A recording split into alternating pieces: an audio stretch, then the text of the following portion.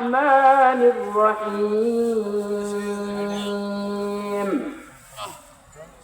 يا أيها المدثر قم فأنذر وربك فكبر وثيابك فطهر ورجع فاهجر ولا تمنن تستكثر ولربك فاصبر فإذا نقر في النقور।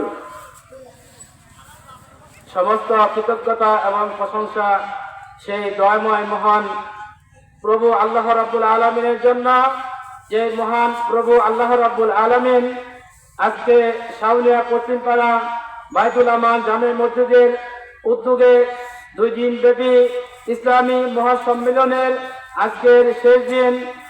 আজকের শেষ দিনের সম্মানিত উদ্বোধক জনাব মোহাম্মদ হারুনুর রশিদ, সিনিয়র যুগ্ম সাধারণ সম্পাদক জেলা শ্রমিক দল ও সভাপতি সদর থানা দক্ষিণ শাখা শ্রমিক দল জামালপুর, আজকের সম্মানিত সভাপতি জনাব মাওলানা মোহাম্মদ আব্দুর রশিদ কাসেম, প্রধান শিক্ষক পশ্চিমবাড়িগুলি সরকারি প্রাথমিক বিদ্যালয় জামালপুর।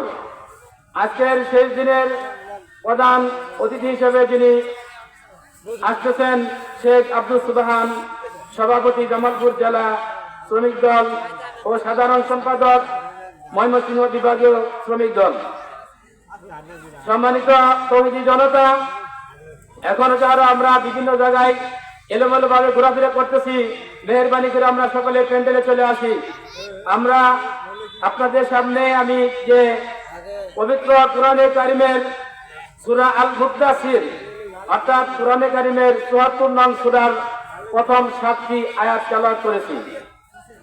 এই আয়াতটি কোরআনে কারিমের অত্যন্ত গুরুত্বপূর্ণ এবং এই কোরআনের ৭৪ নং সূরাটি নবী করিম সাল্লাল্লাহু আলাইহি সাল্লামের নিকট যে প্রেক্ষাপটে নাযিল হয়েছে সেটা অত্যন্ত একটি গুরুত্বপূর্ণ বিষয়। এই সূরাটি মাক্কি সূরার প্রথম যুগে অবতীর্ণ একটি সূরা। যে সূরার আয়াত সংখ্যা 56টি, মক্কায় অবতীর্ণ অত্যন্ত গুরুত্বপূর্ণ সূরা। এমন অবস্থায় নাযিল হয়েছে যে নবী করিম সাল্লাল্লাহু আলাইহি ওয়াসাল্লাম যখন তিনি পৃথিবীতে আগমন করার পরে সেই আরব সমাজ জাহিলিয়াতের যুগ, অন্ধকারের যুগ, বর্বরতার যুগ এবং এমন যুগ হয়েছিল যে যুগে মাইট ইজ রাইট অর্থাৎ জোর যার মূল্য তার, এই অবস্থা ছিল প্রচলন। এমন অবস্থায় নবী করিম সাল্লাল্লাহু আলাইহি সাল্লাম যখন বয়স 17 হন, তখন তিনি একটি সংগঠন তৈরি করেছিলেন, যে সংগঠনের নাম দিয়েছিলেন হিলফুল ফুজুল অর্থাৎ শান্তি সংঘ। যে সংগঠনের লক্ষ্য এবং উদ্দেশ্য ছিল যে সমাজে শান্তি প্রতিষ্ঠা করা, সমাজের ছিনতাই, রাহাজানি এবং লুটতরাজ, ডাকাতি, সকল প্রকার অন্যায় পাপাচার দূরীভূত করা।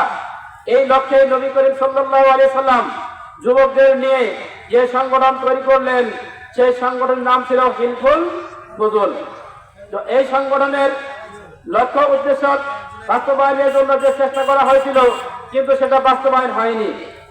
নবী করিম সাল্লাল্লাহু আলাইহি সাল্লামের বয়স যখন 35, তখন তিনি হেরা গুহায় ধ্যানে মগ্ন হইলেন।